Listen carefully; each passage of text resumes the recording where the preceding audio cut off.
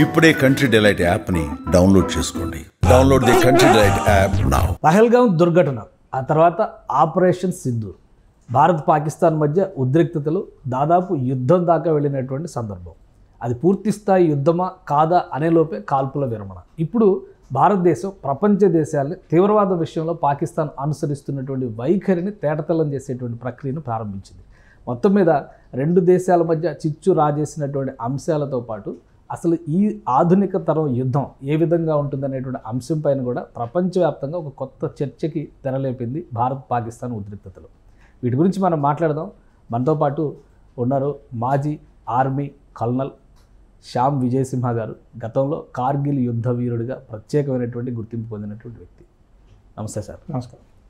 ఈ యుద్ధ విరమణకి సంబంధించి చాలామందిలో ఉన్నటువంటి సందేహం ఏంటంటే, కాల్పుల విరమణకి వెళ్ళడం, సీజ్ ఫైర్ అనేది ఒక తప్పటడుగు అనేటువంటి అభిప్రాయం ఉంది. ఒక దశలో ఒక 2-3 రోజుల యుద్ధంలో మనం చూసింది ఏంటంటే, భారత్ ఖచ్చితంగా పై చేయి 1972 నాటి స్టోరీ పునరావృతం అవుతుంది. చాలా ఎక్స్పెక్టేషన్స్ పెట్టారు. అంటే బహుశా ఇంకో వారం 10 రోజులు యుద్ధం జరిగితే పాకిస్తాన్ లొంగిపోద్ది అనుకున్నారు. అన్ఎక్స్పెక్టెడ్గా ఎవరు ఊహించని విధంగా కాల్పుల విరమణ అనే అంశం దేశం మొత్తాన్ని కూడా కలిచివేసింది అనిపిస్తుంది. ఎటువంటి వ్యూహం ఉంటే ప్రభుత్వం ఈ నిర్ణయం తీసుకుని ఉంటుంది? ఇప్పుడు యుద్ధ నీతిలో చాలా రకాలు ఉంటాయండి. అందులో ఒకటి, మనం ఎమోషన్స్ని, అంటే మనం ఈ ఉద్రిక్తతలను మీరు అన్నారు కదా, మనోభావాలని బట్టి యుద్ధం చేయరు. ఇప్పుడు అందరి మనోభావాలని బట్టి యుద్ధం చేస్తే రకరకాలుగా యుద్ధం చేయాల్సి వస్తుంది. అంత చేయడం కుదరదు కదా. మొదటి. 2, దేశ హితంలో మనం చేయాల్సింది ఎంత చేయాలో అంతవరకు చేస్తాము అని ముందు నుంచి చెప్తున్నారు. అంతవరకు చేశారు. ఉగ్రవాద స్థావరాలను కొడతామన్నారు, అంతవరకు కొట్టారు. 3, యుద్ధం అనేది మానధనహానికి కారణం. ప్రాణాలు తెలిసిన విషయం, ఎలాగోపోతాయి. ఇప్పుడు మనం ఆ యుద్ధాన్ని ఇంకొక 5 రోజులు 10 రోజులు పొడిగించాం, లేదా పాకిస్తాన్ లోపల దాకా వెళ్ళాం. జరిగే క్షతి మన వైపు వాళ్ళ వైపు, మనకెంత లాస్ ఉంటుంది, వాళ్ళకెంత లాస్ ఉంటుంది, మనం బేరీజ్ వేసుకుంటే చాలా దారుణంగా ఉంటుంది పరిస్థితి. 4, ఈ యుద్ధం జరుగుతున్నంతసేపు భారతదేశ వనరులన్నీ దాని మీదే కేంద్రీకృతం చేస్తాం కదా, అప్పుడు మనకి ఆర్థికంగా ఎంత లాస్, ఇది 4. 5, ఇప్పుడు ఆ సైనికుడు ఎవరైతే కొట్లాడుతున్నాడో వాడు ముందుకెళ్ళి కొట్లాడతాడు, ప్రాణాలు పోతాయి వాడికి, వాడి పరివారం. మనం హ్యూమన్ రైట్స్ అని అదని ఇవన్నీ మనం చాలా చెప్తా ఉంటాం. మనం చాలా శాంతి దేశం, హ్యూమన్ రైట్స్ని మనం కాపాడుతాం. మరి ఇవన్నీ హ్యూమన్ రైట్స్ కిందకి వస్తాయి కదా, ఎంతమంది ప్రాణాలు పోతాయి.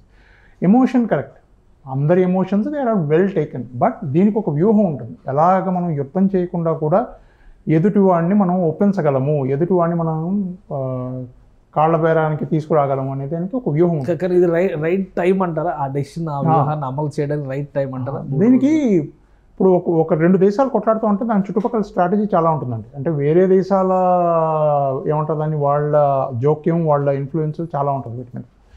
అలా చూస్తే ఇది సరిగ్గా తీసుకున్న నిర్ణయం. మనం ఎంత కొట్టాలనుకున్నాం అంత కొట్టేస్తాం. దానివల్ల ఏమవుతుందంటే మనం మాట మీద నిలబడే వాళ్ళమని ముందు పేరు వస్తుంది. ఐక్యరాజ్య సమితి కూడా గుర్తించింది అది. వీళ్లకు ఇలా జరిగింది, పహల్గాంలో ఇలా జరిగింది, ఉగ్రవాదుల్ని కొట్టాలనుకున్నారు, కొట్టారు, తర్వాత ఆగిపోవాలనుకున్నారు, ఆగిపోయారు. మనం చెప్పిన మాట మీద మనం నిలబడ్డాం. మాకు వేరే దాంతో సంబంధం లేదు, మీ దేశంతో సంబంధం లేదు, మీ దేశం మేము వ్యతిరేకులం కాదు, మీరు శాంతియుతంగా ఉండండి, మేము ఉంటాం, కానీ ఉగ్రవాదం మాకు నచ్చదు, మీరు కూడా ఒప్పుకోవద్దు, మీ దాంట్లో ఉంటే మేము ఒప్పుకోము, మేము కొట్టేస్తాం అని మనం చెప్పాం, చేసాం. ఓకే. కానీ అందరూ ఆశించింది ఏంటంటే పిఓకేని కూడా తీసుకొచ్చేస్తారు ఈసారి, ఇంకా ఆల్మోస్ట్ ఆ స్టేజ్ వచ్చేసింది అనుకున్నారు. మొదటి 3 రోజుల్లోనే పాకిస్తాన్కి అపారమైన నష్టం జరిగింది. ఒక్క క్షిపణి కూడా భారత గడ్డను తాకకుండా మనం అడ్డుకోగలిగాం అనేటువంటి నమ్మకంతో పిఓకే మనకు వస్తుంది అనుకున్నారు. సో పిఓకే రావడం లేదా పిఓకేలోకి వెళ్ళి యుద్ధం చేయడం, దానిపైన మీ అభిప్రాయం ఏంటి?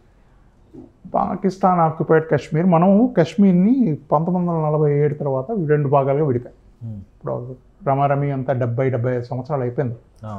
75 సంవత్సరాలు మనం ఏమంటాం, ఇక్కడికి వచ్చిన ఉగ్రవాదుల్ని ఇండాక్ట్రినేట్ చేస్తున్నారు, అంటే వాళ్ళు వాళ్ళ వైపు మార్చుకుంటున్నారు అంటాం. మరి 75 సంవత్సరాల నుంచి వాళ్ళ దగ్గరే ఉన్న వాళ్ళు ఎంత మారిపోయి ఉంటారు?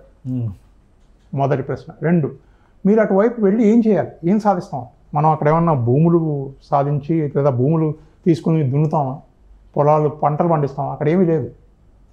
నీళ్లు, అవి కూడా మనం వదిలితే వచ్చే నీళ్లు, కొండలు, చలి, ఇది తప్ప ఇంకేమీ లేదు. 3, అక్కడున్న ముస్లిమ్స్, అక్కడున్న దేశవాసులు మన ముస్లిమ్స్నే ఒప్పుకోరు. వాళ్ళు ఏమంటారంటే వీళ్ళు మొహాజిర్స్ అన్న లెవెల్లో మాట్లాడుతుంటారు. మరి అట్లాంటప్పుడు మనకి వాళ్ళకి ఐడియాలజికల్ డిఫరెన్సెస్ ఇన్ని ఉంటే మనం వాళ్ళని తీసుకొచ్చి మన వైపు కలుపుకొని ఏం సాధిస్తాం? ఇది 3. 4, వాళ్ళకై వాళ్ళు స్వతంత్రంగా వస్తున్నారు మన వైపు రావట్లేదు. మనం గెలిచి అంటే యుద్ధంలో గెలిచి వాళ్ళని మన వైపు తీసుకోవాలని అనుకుంటున్నాం. అప్పుడు ఏమవుతుంది? ఇప్పుడు ఎన్ని దేశాలు వేరే వాళ్ళ మీదకి యుద్ధం చేసి గెలిచి ఆ భూభాగాన్ని తీసుకుని శాంతియుతంగా ఉంటున్నాయి ప్రపంచంలో, మీరు ఆలోచించండి. ఎప్పుడు గొడవలు జరుగుతూనే ఉంటాయి కదా, మరి ఇంకా గొడవలు జరుగుతూనే ఉంటాయి. మనము పరిష్కారం కదా ఆలోచిస్తాం. కాశ్మీర్లో ఉగ్రవాదం తగ్గిపోయి పరిష్కారం కావాలంటే మాకు పిఓకే కూడా వచ్చేస్తే మాకు పరిష్కారం ఉంటుంది అని కదా మనం ఆలోచిస్తాం. మరి అది ఉండదే. కానీ ఇప్పుడు ఫస్ట్ కండిషన్ కూడా ప్రభుత్వం పెట్టింది అదే కదా, ఉగ్రవాదం, పాక్ ఆక్యుపైడ్ కాశ్మీర్ గురించి మాట్లాడదాం. ఈ రెండైతేనే మాట్లాడతామని చెప్పాడు. పాక్ ఆక్యుపైడ్ కాశ్మీర్ గురించి మాట్లాడదామని ఎందుకు అంటున్నారంటే, పాక్ ఆక్యుపైడ్ కాశ్మీర్ గురించి మాట్లాడితే శాంతి చర్చల వల్ల ద్వారా అది మనకు వచ్చేయాలి. మ్యాప్ డిమార్కెట్ చేసి ఈ భూభాగం మీద మాకేమీ ఎటువంటి హక్కు లేదు, యూఎన్లో కూడా మేము ఒప్పుకుంటాం, మీరు తీసుకోండి, మీరే పెట్టుకోండి, మీ దేశం నుంచి మేము తీసుకున్నామని వాళ్ళు ఒప్పుకోవాలి. శాంతి చర్చల్లో జరగాల్సిన పని అది. అంటే బయలాటరల్ టాక్స్లో జరగాల్సిన పని. యుద్ధం చేసి సాధిస్తామని చెప్పలేదు. వాళ్ళు ఏమన్నారు? పిఓకే గురించి మాట్లాడతాం, ఏం మాటలు జరిగినా ఇంకా hence fourth any discussions on this will start with terrorism and PoK. ఇవి తప్ప మాట్లాడడం. కానీ ఈ టెర్రరిజము పిఓకే వల్ల మేము మీతో యుద్ధం చేస్తామని మనం చెప్పలేదు, లేదా మేము లోపలికి వచ్చి కొట్లాడి తీసుకుంటామని మనం చెప్పలేదు. మనం మాట్లాడతాం అంటున్నాం, డిస్కషన్స్లో ఒప్పుకోండి అంటున్నాం. ఆ డిస్కషన్స్ ఒప్పుకోవడానికే కదా మన డిప్లొమసీ, మన దౌత్యవేత్తలు ఇంత కష్టపడతాం. కానీ ఇప్పుడు జరుగుతున్నటువంటి దౌత్య యుద్ధం, ఇప్పుడు ఒక 30 దేశాలను ఎంపిక చేసుకుని 7 టీంలు, మన ఎంపీలు, ప్రతినిధులు అందరినీ కూడా కేంద్ర ప్రభుత్వం పంపిస్తుంది. దీని ద్వారా సాధించగలిగేది ఏంటి, ప్రయోజనాలు ఏంటి మన దేశానికి? ఇది ఇప్పుడు చాలా సింపుల్ అండి. అంటే ఇప్పుడు ఎట్లా ఉంటుందంటే, ఇప్పుడు మీ ఇంట్లో మీరు ఏదో చేస్తున్నారండి, మీ ఇంట్లో ఏదో చేస్తున్నారని మాకు ఎట్లా తెలుస్తుంది? మేము మీ ఇంటి పక్కనే ఉంటాం, కానీ మాకెందుకు తెలుస్తుంది? మీరు చెప్పరు కదా. సో ఇప్పుడు మీ ఇంట్లో ఏదో గొప్ప విశ్వ కళ్యాణానికి ఏదో చేస్తున్నారు, ఒక యజ్ఞమో యాగమో ఏదో చేస్తున్నారు, కానీ అది మాకు తెలియాలంటే ఏం చేస్తారు? మీరు ఇన్విటేషన్ ఇస్తారు, రండి మీరు రాలేకపోయారు. దాని తర్వాత మీరు ఏం చేస్తారు? మీరే వచ్చి చెప్తారు. ఇది 2వ పద్ధతి. ఈ 2 అయిపోయిన తర్వాత 3వ పద్ధతి ఏం చేస్తారు? మీరు దీనికి సంబంధించి ఒక బుక్ ఏదో తయారు చేసి మాకు ఇస్తారు, మీరు వీలున్నప్పుడు మీరు చదువుకోండి, మీకు తెలుస్తుంది ఏమో మనం చేస్తున్నది. వాళ్ళని నమ్మంటాం, వాళ్ళ దూతావాసాలు ఇక్కడే ఉన్నాయి, వాళ్ళకి ఆల్రెడీ ఇక్కడ మనం చెప్పాం, మీరు రండి అని చెప్పాం, ఆహ్వానించాం, వాళ్ళని చూపించాం, అన్నీ అయిపోయినాయి. 2, జరిగిన పరిణామాలని, జరిగిన ప్రక్రియని మనం అక్కడికి వెళ్ళి వాళ్ళకి చెప్తాం. చూడు బాబు, ఇది మనం జరిగింది, ఇది మేము చేసినది, ఇందులో మా తప్పేమో, మేము ఇలా చేసాం, వాళ్ళు ఇలా చేశారు, ఇప్పుడు మీకు అర్థమవుతుంది కదా, ఇది పరిస్థితి. 2. 3వ ప్రక్రియ ఏంటంటే, ఇప్పుడు మనం యూఎన్లోకి ఎప్పుడైనా ఇట్లాంటి డిస్కషన్ జరిగితే వాళ్ళు రుజువులు చూపిస్తారు, మీరు చూస్తూ ఉంటారు, టీవీలో వాటిల్లో చూపిస్తూ ఉంటారు, మీకు మీడియాలో ఈ పేపర్లు ఉన్నాయి, ఇవి పబ్లిష్ అయ్యాయి, వాళ్ళ న్యూస్ పేపర్లు ఇవి చెప్తున్నాయి, మా న్యూస్ పేపర్లు ఇవి చెప్తున్నాయి, ఇవి వాళ్ళ సాక్ష్యాధారాలు, ఇవి ఫోటోలు. ఇది 3. మనం బుక్ అని చెప్పాను, మీ ఇంటి నుంచి మా ఇంటికి మీరు ఇచ్చే బుక్, ఇక్కడ మనం సాక్ష్యాధారం. సో ఈ రకంగా చేయడం దౌత్య వ్యవహారాలని ముందుకు జరపడంలో ఒక గొప్ప అంకం. ఇప్పుడు మనం సెలెక్ట్ చేసుకుని పంపించిన ఈ 7-8 మంది ఎంపీలు ఎవరైతే వెళ్ళారో వీళ్ళు ఇదే పని మీద వెళ్ళారు. వీళ్ళు this is called mustering the world opinion. So ప్రపంచ దేశాలన్నిటికీ ఇవి చెప్పి మనకు అనుకూలంగా ఉన్న దేశాలకి చెప్పడం కాకుండా, మనకు అనుకూలంగా లేని దేశాలకు కూడా వెళ్ళి చెప్పడం అనమాట. మా తప్పు లేదు, మీరు అనవసరంగా అనుమానిస్తున్నారు అని చెప్పడం. సో ఇలా చెప్పడం వల్ల మనం ఇంకా మన స్నేహభావాన్ని పెంచుతున్నాం, మన విఘ్నతను చూపిస్తున్నాం, మేము ఎంత విఘ్నులం అని చెప్పి. ఇంకొకటి, ఈ ఆపరేషన్ సింధూర్ అయిన తర్వాత పరిస్థితులు, ముఖ్యంగా జియోగ్రాఫికల్గా వచ్చినటువంటి ఈక్వేషన్స్లో చాలా మార్పులు వచ్చేసినాయి. అమెరికా పాకిస్తాన్కి ఇప్పుడు అండగా ఉంటుంది, చైనా ఇండైరెక్ట్గా ఆల్రెడీ సపోర్ట్ చేస్తుంది, చైనా పాకిస్తాన్ ఫ్రెండ్స్ అనేటువంటి విషయం అందరికీ తెలుసు. టోటల్ సినారియోలో భారతదేశం ఒంటరిది అయిపోయింది అనేటువంటి అభిప్రాయం వస్తుంది. మీ అనాలిసిస్ ఏంటి? అది మనకు మంచిది కదండి. మీరు ఒకటి ఆలోచించండి, ఇప్పుడు గుంపు ఎవరి వైపు ఉంటుంది? ఎవడు బలహీనంగా ఉంటాడో వాడి వైపు ఉంటుంది. వాళ్ళు ఆ గుంపు చేరిన ఆ గుంపు అంతా ఏమవుతుంది? వాళ్ళు బలహీనులు కాబట్టి ఒక గుంపు తయారవుతుంది. ఓకే, ఎవరికి వ్యతిరేకంగా నిలబడతారు? శక్తివంతుడికి వ్యతిరేకంగా నిలబడతారు. ఇప్పుడు వాళ్ళే ఒప్పుకుంటున్నారు, భారత్ చాలా శక్తివంతమైన దేశం. అమెరికానే ఒకవేళ పాకిస్తాన్కి సహాయం చేస్తోంది అంటే, అది ఎప్పటి నుంచో చేస్తుంది, ఇప్పుడు చేస్తుంది అంటే దాని అర్థం ఏంటి? వాళ్ళు నిరాఘాటంగా ఒక విషయాన్ని ఒప్పుకుంటున్నారు, ఏంటంటే భారత్ ఇప్పుడు ఏ దేశాన్నైనా ఎదుర్కోగల క్షమత సమకూర్చుకుంది, అది బాగా శక్తివంతమైన దేశం. ఇది ఎప్పటి నుంచో రష్యా చెప్తోంది. కాబట్టి రష్యా ఏం మాట్లాడలేదు. చైనా ముందు నుంచే మన మీద భయపడుతూ ఉంది. ఇప్పుడైతే చైనా అసలు ఇంకా దారుణంగా భయపడాలి, ఎందుకంటే వాళ్ళ ఆయుధాలు ఇవన్నీ మనం కొట్టేసాము చూస్తున్నాం. సో వాళ్ళందరూ అటువైపు నిలబడడం వల్ల మనకు ఒక మనం చాలా గొప్ప విషయాన్ని సాధించామని చెప్పుకోవాలి. మనల్ని మనం వాళ్ళకి అంటే మనం ఏమీ చెప్పకుండా, ఎక్కడ ఏమీ రాయకుండా, స్పీచ్లు అవి ఇవ్వకుండా ప్రపంచానికి చెప్పింది ఏంటంటే వీ హ్యావ్ అరైవ్డ్, మేము ప్రపంచంలో బాగా శక్తిశాలుడం. ఇప్పుడు నాకు తెలిసి ఈ ఆపరేషన్ సింధూర్ తర్వాత ప్రపంచం ఏదైతే మన దేశాన్ని చూసిందో, ఇఫ్ ఐఎమ్ నాట్ రాంగ్, మనకు యుఎన్ సెక్యూరిటీ కౌన్సిల్లో పర్మనెంట్ మెంబర్షిప్ కూడా తొందరగా వచ్చేస్తుంది. ఓకే. ఇంకొకటి, మన దేశం ఉపయోగించినటువంటి ఆయుధ సంపత్తి, దీనిపైన కూడా చాలా చర్చ జరుగుతుంది. ఏంటి ఈసారి యుద్ధానికి, మీరు కార్గిల్ యుద్ధంలో పార్టిసిపేట్ చేశారు. కార్గిల్ యుద్ధం జరిగి 25 ఏళ్ళు దాటిపోయింది, 26 సంవత్సరాలు. అప్పటికి ఇప్పటికీ యుద్ధతంత్రంలో ఏమైనా మార్పు వచ్చిందా? భారత శక్తి సామర్థ్యాల్లో ఏమైనా మార్పు వచ్చిందా? ఇప్పుడు శక్తి సామర్థ్యాల్లో చాలా మార్పు వచ్చింది. యుద్ధతంత్రంలో అప్పుడు బాగానే ఉండింది, ఇప్పుడు బాగానే ఉంది, ఒక రకంగానే వస్తుంది. అప్పటికి ఇప్పటికి ఏంటంటే సాంకేతికంగా మనం చాలా అభివృద్ధి ఉంది. అంటే టెక్నాలజీ పరంగా మనల్ని ఎవరు ముట్టుకోలేడు, అంత పైకి వచ్చినాం. ఇప్పుడు మీరు ఆపరేషన్ సింధూర్లో చూస్తే ఎన్ని క్షిపణులు, ఎన్ని మిజైల్స్ మనం వాడామో అన్ని 90% మిజైల్స్ మనవే, మన భారతదేశంలో తయారు చేసినవి. అంటే దేశీయంగా అంటే it's all like indigenously made weapons. మనం మన ఆయుధాలను మనం వాడగలిగాం, మన ఆయుధాలు మనం చేసుకున్న ఆయుధాలను వాడగలిగాం. దీన్ని బట్టి ఏమంటే మనకు సామర్థ్యం ఉంది, స్వతహాగా నిలబడగలం. మనం ఏమంటే సెల్ఫ్ రిలయన్స్ అంటాం కదా, అది మనలో ఉందని ఇప్పుడు S-400 రష్యన్ మేడ్ వెపన్స్. అవి మీరు ఒకవేళ నిజంగా ఫాలో అయి ఉంటే op Sindoor, S-400 is the last weapon. అది మనం అంత దాకా రానిలేదు, అంత దూరం దాకా రానిలేదు. ఒకవేళ వాడున్నా అక్కడొకటి వాడేది ఏముంటుంది, కానీ మ్యాక్సిమం రిలయన్స్ మన వెపన్స్ మీద, మన ఆయుధాల మీద ఉంది. అది మనం చేస్తుంది. కార్గిల్లో జరిగింది ఏంటంటే, కార్గిల్లో మనం బోఫోర్స్ వాడాము. కార్గిల్లో వాడిన వెపన్స్ బోఫోర్స్ అంటే ఫారెన్ వెపన్స్. అది అప్పుడు మన దగ్గర సాంకేతికంగా అంత నిపుణత లేదు. ఈ మిజైల్స్ అవన్నీ ఇంకా మనం టెస్టింగ్ స్టేజెస్లోనే ఉన్నాం, ఆ టైంలో అవన్నీ లేవు. కాబట్టి అప్పటికి ఇప్పటికీ సాంకేతికంగా మనం చాలా బలపడ్డాం. సో ఇప్పుడు జరిగినటువంటి ఈ పరిణామాల తర్వాత దేశీయంగా డెవలప్ అయినటువంటి వెపన్స్ కానీ ఆయుధాలకు కానీ విపరీతమైనటువంటి డిమాండ్ వచ్చింది అనేది ఒకటి. ఇంకోటి, మన వాళ్ళు లక్ష్యాన్ని ప్రెసిషన్ స్ట్రైక్స్ చేయడంలో సక్సెస్ అయ్యారు. పాకిస్తాన్లో న్యూక్లియర్ లీకేజీలు జరిగినాయి, పాకిస్తాన్కి సంబంధించినటువంటి ఎయిర్ బేస్లు అన్నీ కూడా ధ్వంసమైనాయి. వీటిపైన ఇంటర్నేషనల్ మీడియా కూడా చాలా కథనాలు రాస్తుంది. ఇది వాస్తవం, నిజంగానే ఇండియాదే పై చేయి అని. మనము పై చేయి మాత్రం కరెక్ట్ అండి, ఇండియా ఎప్పుడు పై చేయిలోనే ఉంది. మనం ఎక్కడైనా పిన్ పాయింట్ చేసి కొట్టగలం అంటే ప్రెసిషన్ స్ట్రైక్స్, అంటే ఆ ప్రదేశానికి మనం గుడిపెట్టి కొట్టగలం అనేది ఇప్పుడు వాళ్ళకి స్పష్టంగా అర్థమైంది. ఇంతకుముందు ఈ క్షమత ఉంది, కానీ ఇప్పుడు మనకున్న సాంకేతిక పరిజ్ఞానం వల్ల మనం అంటే మీటర్ బై మీటర్లో కొట్టగలం, అంతలా చూపించాం. ఒకటి కథనాలు అంటారా, మీడియా కథనాలు, మీరు మీడియా వాళ్ళు కాబట్టి మీకు బాగా తెలుసు. కథనాలు చాలా రాస్తారు, కొన్ని మనం చెప్పుకోగలం, కొన్ని మనం చెప్పుకోలేము. నిజమైన న్యూక్లియర్ వెపన్స్ని డ్యామేజ్ చేసి లేదా న్యూక్లియర్ స్టోరేజెస్ని, అది మన DGMO మీటింగ్లో ఎయిర్ ఫోర్స్ వైస్ మార్షల్ చెప్పారు కదా, ఆయన ఏమన్నారంటే అక్కడ న్యూక్లియర్ వెపన్స్ ఉన్నాయని మాకు తెలియదు, మీరు చెప్తున్నారు కాబట్టి మేము ఒప్పుకుంటాం, మీరు చెప్తున్నారు కాబట్టి మేము తెలుసుకుంటాం, కానీ మాకు తెలియదు నిజంగా వాళ్ళ దేశంలో ఏమున్నాయనేది. నిజంగా మనం అంటే వాళ్ళ ఆయుధాగారాలు ఎక్కడున్నాయని మనకు తెలియదు, ఎందుకంటే మనం వాటిని గురిపెట్టలేదు. మనం గురిపెట్టింది ఉగ్రవాద స్థావరాలు, కాబట్టి ఉగ్రవాద స్థావరాలని మనం కొట్టాం. కాబట్టి అది నేను నమ్ముతాను, ఎందుకంటే మన DGMOs చెప్పిన మాట ఇది కాబట్టి ఆ మాటను నేను నమ్ముతాను. అమెరికా వెంటనే ఈ అటమిక్ లీకేజ్కి సంబంధించి టీంని పంపించిన, ఎక్స్పర్ట్స్ టీంని, అలానే ఈజిప్ట్ నుంచి బోరాన్ రిలేటెడ్ మెటీరియల్స్ అన్ని ట్రాన్స్పోర్ట్ అయినాయి, ఇట్లాంటివన్నీ కూడా వచ్చినాయి. సో పాసిబిలిటీస్ ఉండొచ్చా ఆ జరిగిన ఈక్వేషన్స్ని బట్టి? అది మనం ఇదమిత్తంగా చెప్పలేము, అంటే ఇది ఉంటుంది అని మనం చెప్పలేము. మరి ఎందుకు వచ్చాయో వాళ్ళే చెప్పాలి. అమెరికా అమెరికా వాళ్ళ విమానాలు వచ్చాయి, ఈజిప్ట్ విమానాలు వచ్చాయి, నేను కూడా పేపర్లలో వాటిలో చదివాను.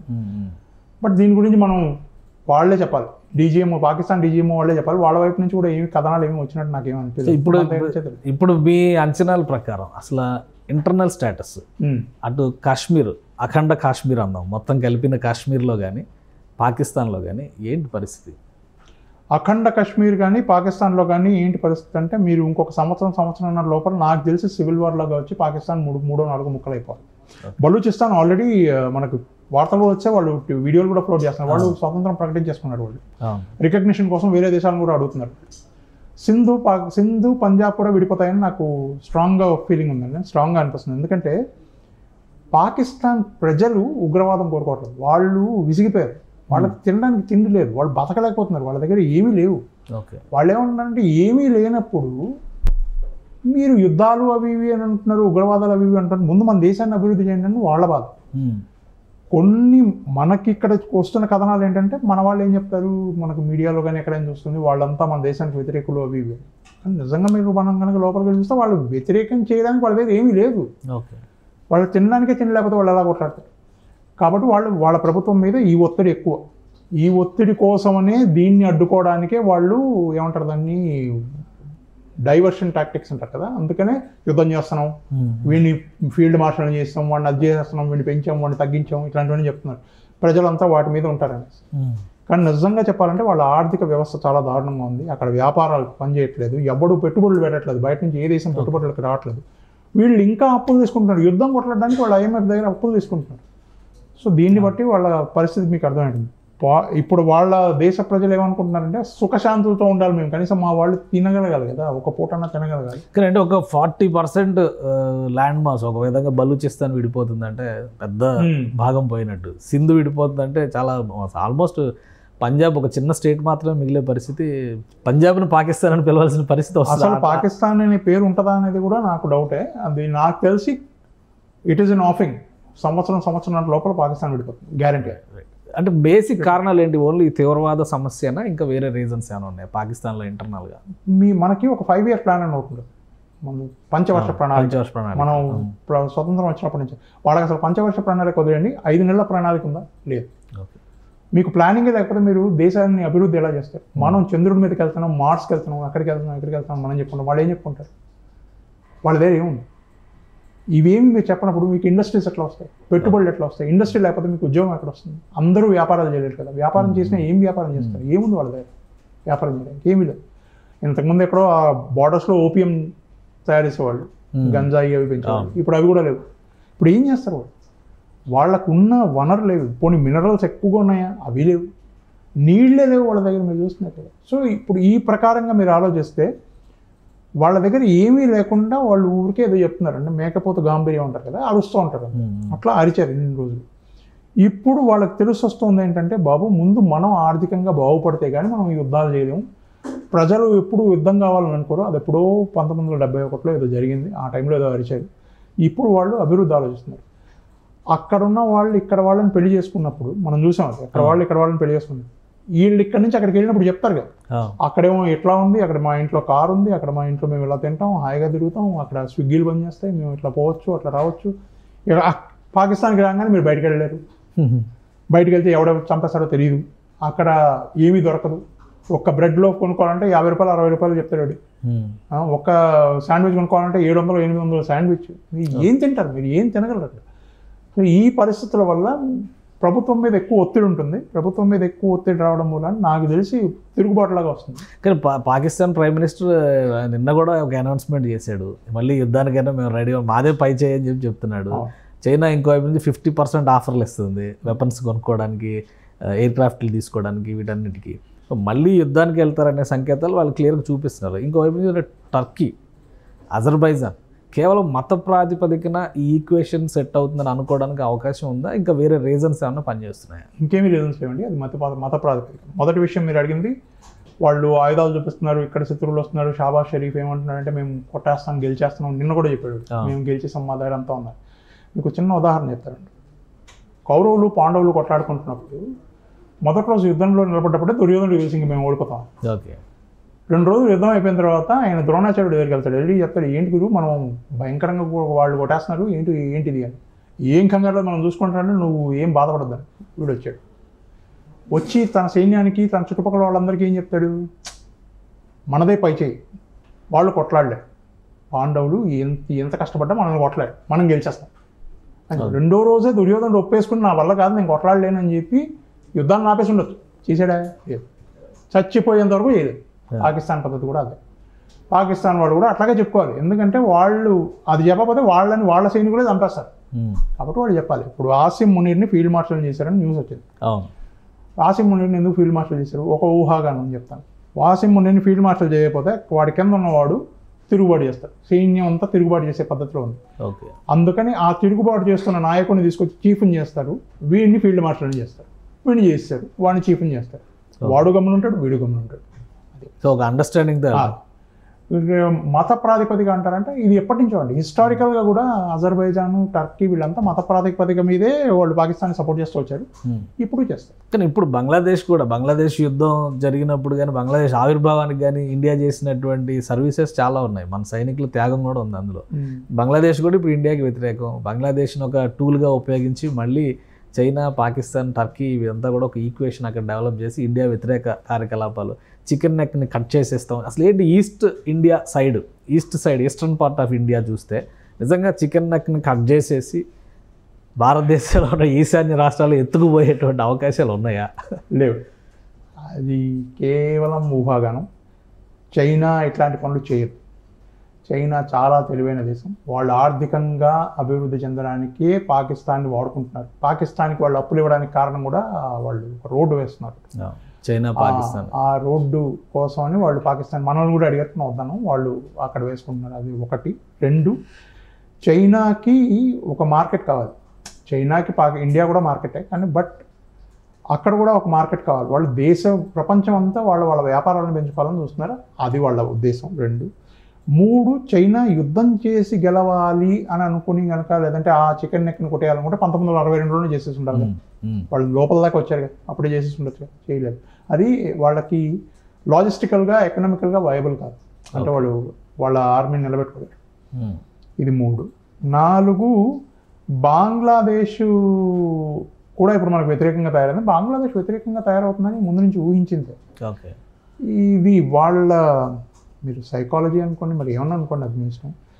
అదేంటంటే వాళ్ళు ఆ మతం అనే పద్ధతి దగ్గరికి వచ్చినప్పుడు వాళ్ళందరూ ఒకటైపోయి వాళ్ళు సపోర్ట్ చేసుకోవడం అలవాటే కదా. కానీ అదే పాకిస్తాన్ తొక్కిపెట్టబట్టే వీళ్ళు తూర్పు పాకిస్తాన్ వెళ్ళిపోయి బంగ్లాదేశ్ అయింది కదా. ఇప్పుడు ఏమైంది చూడండి, ఆ సమయంలో బంగ్లాదేశ్లో చేతనత్వం తీసుకురావడానికి ముజీబుర్ రెహమాన్ పనిచేశాడు. ఆయన కూతురున్న వాళ్ళు ఇప్పుడు తని తెలిసారు. వాళ్ళు ఏంటంటే, ఆ ముజీబుర్ రెహమాన్ వాదన ఏంటంటే, వాళ్ళు బెంగాలీ కల్చర్ని, ఇప్పుడు కశ్మీరియత్ అని మనం ఎట్లా అంటామో అట్లా బెంగాలీ కల్చర్ని వాళ్ళు ప్రాపగేట్ చేస్తున్నారు. అంటే బెంగాలీ కల్చర్ అనేది మతం కంటే ఎక్కువ. వాళ్ళందరూ కలిసి దుర్గా పూజ చేసేవాళ్ళు. వాళ్ళు అక్కడ ముస్లిమ్స్ కూడా ఇంత పెద్ద పెద్ద బొట్లు పెట్టుకునేవాళ్ళు, అక్కడ నేసిన చీరలు కట్టుకునేవాళ్ళు. ఇట్లాంటి దాన్ని బెంగాలీ కల్చర్ అనేవాళ్ళు. కవితలు రాసేవాళ్ళు, కథనాలు చెప్పేవాళ్ళు, ఏమైనా నాటకాలు వేసేవాళ్ళు. ఇది బెంగాలీ కల్చర్. ఇప్పుడు ఆ కల్చర్ మెల్లిగా దాటి ఇస్లామైజేషన్ వైపు, అంటే వాళ్ళు మత ప్రాతిపదికని ఎక్కువగా తీసుకోవడం వల్ల కొన్ని గ్రూప్స్ చేస్తున్న ప్రచారం ఇది.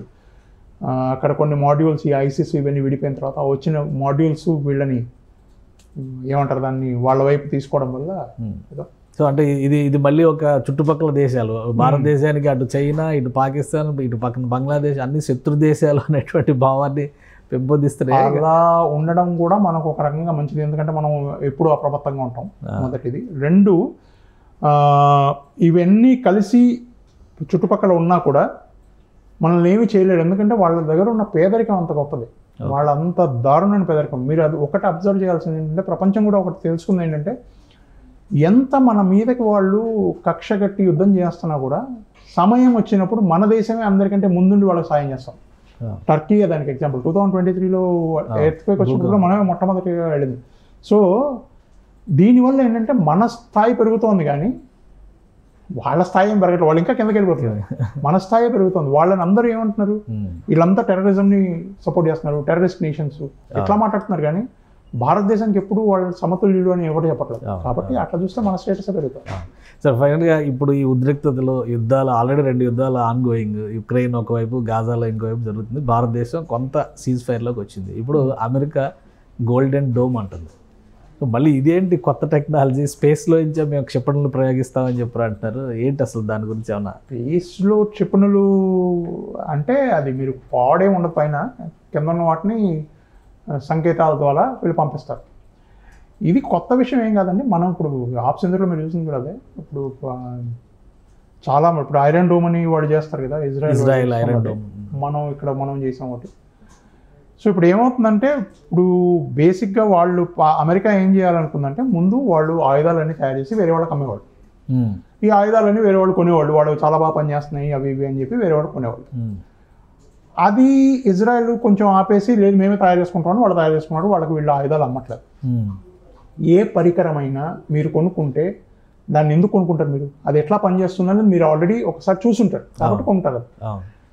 ఇప్పుడు ఇజ్రాయెల్ ఆయుధాలు పనిచేస్తున్నాయి, బాగా పనిచేస్తాయని మనకు తెలుసు కాబట్టి మనం అవి కొంటాం. అమెరికా ఆయుధాలు పనిచేస్తున్నాయని మనకు ఎట్లా తెలుస్తుంది? వాళ్ళ F-36 F-16 ఇవన్నీ మనం కూడగొట్టేస్తున్నాం కదా, మరి వాళ్ళు ఎవడు కొంటాడు? వాళ్ళకి ఆర్థికంగా దెబ్బ. అమెరికాకున్న వాణిజ్యం, గొప్ప వాణిజ్యం వాళ్ళు ఆయుధాలు అమ్ముకోవడమే. ఓకే. సో ఆయుధాలు వాళ్ళు ఎట్లా అమ్ముకుంటారు? వాళ్ళు ఆయుధాలు అమ్ముకోవాలంటే అందరికంటే గొప్ప విషయం మా దగ్గర ఉంది అని చెప్పుకోవడం, మార్కెటింగ్ టెక్నిక్. అదే వాళ్ళు చేస్తుంది. ఎందుకంటే ఇప్పుడు ఆప్ సింధూర్లో భారతదేశం చూపించిన సాంకేతిక నిపుణత ప్రపంచం అంతా చూస్తుంది. సో అట్లా చూస్తూ ఉండిపోయిన ప్రపంచం ఇప్పుడు ఏమంటుందంటే భారత ఆయుధాలు కొనుక్కుందాం మనం. కాబట్టి మార్కెట్ షిఫ్ట్ అవుతుంది. మార్కెట్ షిఫ్ట్ అయితే వాళ్ళు పడిపోతారు. ఏ యుద్ధం జరిగినా వాణిజ్యం కోసమే జరుగుతుంది. వాళ్ళ దేశం ఆర్థికంగా బాగుండాలన్న దాని గురించి జరుగుతుంది. ఇప్పుడు అమెరికా చేస్తుంది కూడా అదే ప్రయత్నం. ఇప్పుడు ఆకాష్ తీరుకి చాలా డిమాండ్ వచ్చింది, ప్రపంచ దేశాలు ఆర్డర్స్ ఇస్తున్నాయి, ఒక 7 దేశాలు ఆల్రెడీ లైన్లో ఉన్నాయని చెప్పిన దాన్ని కౌంటర్ చేసేటువంటి వ్యూహంగానే దీన్ని చూడాలి. అలాగే అనుకోవాలి. ఇప్పుడు మేము ఇలా అంత గొప్పగా చేసామంటే ఇప్పుడు వేరే దేశాలన్నీ లైన్గా నిలబడతాయి. మమ్మల్ని కూడా అందులో ఇంక్లూడ్ చేసుకోండి. కెనడా ఆల్రెడీ చెప్పింది మమ్మల్ని కూడా మీరు అందులో ఇంక్లూడ్ చేసుకోండి, మేము కూడా అందులోకి రావాలనుకుంటున్నాం, మాకు కూడా అమ్మండి మీరు అని. డబ్బులు కదా, డబ్బులు వస్తాయి. ఓకే. అంటే ఇప్పుడు మన దేశం చెప్తున్నటువంటి వాటికి అక్కడ అమెరికా ప్రపోజ్ చేసిన దానికి నిజంగా స్పేస్లో ఒక క్షిపణిని నిలబెట్టి ఇంకో ప్రాంతం నుంచి వచ్చేటువంటి క్షిపణిని కొట్టడం అనేది సాధ్యం. ఇది స్టార్ వార్స్ సినిమాలు వీటన్నిటితో పోలుస్తారు. రొనాల్డ్ రేగన్ ప్రపోజల్స్ ఏదో మాయాబజార్ సినిమా చూసినట్టు అలా కాదండి. అది పైన ఎక్కడ నిలబెట్టరు, అది వాళ్ళ దగ్గరే ఉంటాయి, భూమిలోనే ఉంటాయి, అక్కడ వాళ్ళ బేసెస్లోనే ఉంటాయి. వీళ్ళు ఏం చేస్తారంటే అది నెట్వర్క్లో ఇంటిగ్రేట్ అవుతుంది అనమాట. అది మీరు ఇక్కడ నుంచి సిగ్నల్స్ ద్వారా అంతా పనిచేస్తుంది. సాంకేతికంగా మీరు ఇక్కడ నుంచి సంకేతాలు పంపిస్తారు, ఆ సంకేతాలు పైదాకా వెళ్ళి అవి రిఫ్లెక్ట్ అయ్యి దీన్ని యాక్టివేట్ చేసి పైకి. అంటే ఫ్యూచర్ వార్ఫేర్ అంతా ఇక ఇలానే జరుగుతుంది. ఒకటి వార్ఫేర్ ఇలా జరుగుద్దో లేదో తెలియదు కానీ భయం మాత్రం పెంచుతారు. ఇలా భయం పెంచి యుద్ధం చేయకుండానే గెలిచేయచ్చు. ఓకే. ఇప్పుడు మీరు నేను కొట్టేసాను, నా దగ్గర ఇంత ఉంది అంతుంది అంటే ఇది కూడా భయపడిపోయి వద్దురే బాబు నేను కొట్లాడను అని చెప్పే పరిస్థితికి వస్తుంది. ఎందుకంటే ఇప్పుడు ఏ దేశమైనా ఏం చూస్తుందండి, వాళ్ళ ఆర్థిక స్తోమత బాగుండాలి, తన దగ్గర ఉన్న ప్రజలు బాగా తిని హాయిగా బతకగలగాలి అని. అది లేకపోతే వాళ్ళు ఎలా కొట్లాడతారు? రైట్. సో ఆ దాకా వస్తుంది. Right sir, thank you sir విశ్లేషణ అందించినందుకు. ఇది ఓవరాల్గా భారతదేశం అనుసరిస్తున్నటువంటి విధానాలు ఖచ్చితంగా విజయాన్ని చేకూర్చేటువంటి అంశాలతో ముడిపడి ఉన్నాయని విశ్లేషిస్తున్నారు కల్నల్ శ్యామ్ విజయ్ సింహ గారు. అలానే ఆధునిక యుద్ధ పరంపరలో మన ఆయుధాలకి గొప్ప గౌరవం లభించింది ఆపరేషన్ సింధూర్ ద్వారా.